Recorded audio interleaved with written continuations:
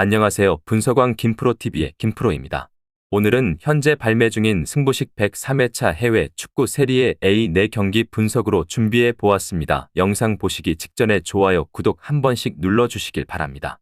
토리노는 밀란을 상대로 한 토리노의 경기는 사실 상대가 3선에서의 수비를 포기하고 나왔기 때문에 가능했던 부분이 컸습니다. 토리노의 약점은 2선 자원의 부진으로 인해 측면을 경유한 크로스 외에는 공격 루트가 제한적이라는 점입니다. 자파타가 이러한 크로스를 받아내며 아탈란타를 0대3으로 대파한 경기가 있었지만 자파타 역시 나이가 들어 경기력의 기복이 크다는 점은 감안해야 합니다. 한편 아탈란타는 스카마카와 스칼비니의 부상 공백에도 불구하고 대체자들의 활약이 인상적이었습니다. 레테귀는 2골을 넣었고 더론을 대신해 나온 미드필더 브레시칼리니도 멀티 득점을 기록하며 핵심 선수들의 부재에도 팀의 경기력이 흔들리지 않았습니다.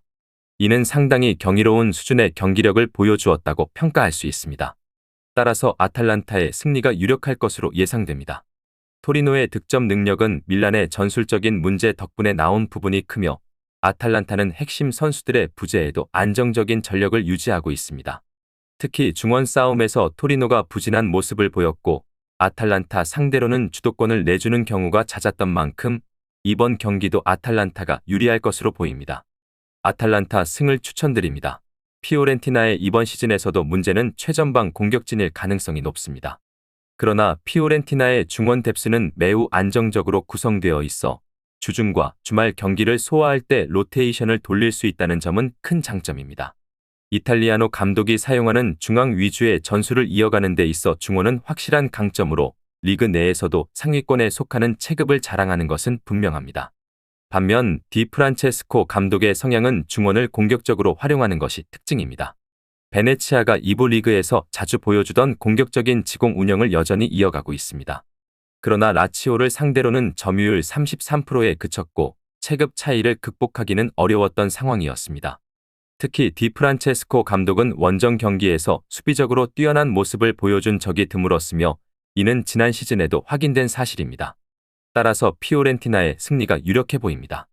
중원에서의 우위를 확실하게 점할 수 있을 뿐만 아니라 베네치아가 중앙 주도권에서 밀리면 수비적인 문제를 노출할 가능성이 큽니다. 다만 피오렌티나도 이번 시즌 전방에서의 득점력에 문제를 겪을 가능성이 있어 다득점을 기대하기는 어려운 경기로 보입니다. 피오렌티나 승을 추천드립니다. 로마는 칼리아리 원정에서 특유의 장점을 잘 발휘하지 못했습니다. 연고지가 섬인 칼리아리 원정의 특성상 로마가 평소 사용하는 강력한 압박을 100% 발휘하기 어려웠을 것으로 추측할 수 있습니다. 하지만 로마는 홈 경기에서 피지컬적인 압박과 미드필더 역량을 극대화하는 전술을 통해 경기력을 크게 개선해왔습니다. 비록 도브비크의 영향력은 다소 아쉬웠지만 로마는 홈에서 박스 안에서의 슈팅 비중을 높이는 경향을 보여줬기 때문에 기대할 만한 점이 많습니다. 반면 엠폴리는 매우 극단적인 수비 스타일을 유지할 가능성이 큽니다. 이 팀은 주로 골키퍼의 박스 장악력과 선방에 의존하는 경우가 많아 상대가 공격적으로 나서면 수비에서 큰 문제를 겪을 수 있습니다. 특히 지난 시즌 막판 엠폴리는 로마를 상대로 승리하며 잔류에 성공했지만 시즌 중반 0대7로 대패를 기록했던 경험도 있습니다. 따라서 로마가 핸디캡 승리를 거둘 가능성도 높습니다. 로마의 홈에서의 압박과 미드필더 활용 능력은 충분히 신뢰할 만하며 엠폴리가 중원을 내준 채 수비에 집중할 때 팀 조직력보다는 골키퍼의 개인 기량에 의존하는 모습이 자주 나타나고 있기 때문에 로마가 우세할 가능성이 큽니다. 로마 승을 추천드립니다. 1라운드는 나폴리에게 매우 실망스러운 경기였습니다. 비록 점유율을 높게 유지하며 베로나를 압박했지만 오시멘이 선발에서 제외된 상황에서 한 골도 넣지 못하고 3골을 허용하는 모습을 보였습니다. 콘테 감독의 전술적 문제점 중 하나인 낮은 라인을 돌파하는 능력 부족이 다시 한번 발목을 잡았다고 할 수 있습니다. 특히 이번 시즌 볼로냐의 중원은 여전히 단단하게 유지될 것으로 보여 나폴리가 이를 뚫지 못하고 단조로운 크로스 플레이에 의존할 가능성이 높습니다. 볼로냐는 중앙에서의 전개 능력을 여전히 잘 발휘하고 있습니다.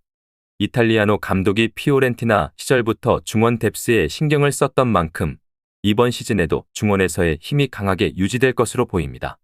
지난 경기에서도 기대 득점이 3골을 넘었지만 지르크지의 공백으로 인해 PK 1골을 제외하고는 추가 득점이 없었고 수비에서도 PK와 코너킥 실점을 허용하는 등 불안한 점이 드러났습니다. 이번 경기는 저득점 양상의 무승부 가능성이 높습니다. 볼로냐의 중원은 여전히 강력하며 나폴리가 이 부분을 공략하지 못할 경우 측면 크로스에 의존하는 단순한 공격 패턴에 빠질 수 있습니다.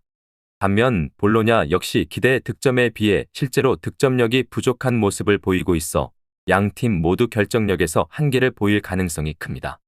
무승부를 추천드립니다. 오늘 준비한 승부식 103회차 해외 축구 세리에 A 4경기 분석은 여기까지입니다. 추가적인 선수들의 부상 현황 및 복귀 현황은 커뮤니티와 댓글을 통해서 공지할 예정이며 보시는 분석이 여러분들의 결정에 조금이나마 도움이 되었다면 구독과 좋아요 한 번씩 부탁드리도록 하겠습니다.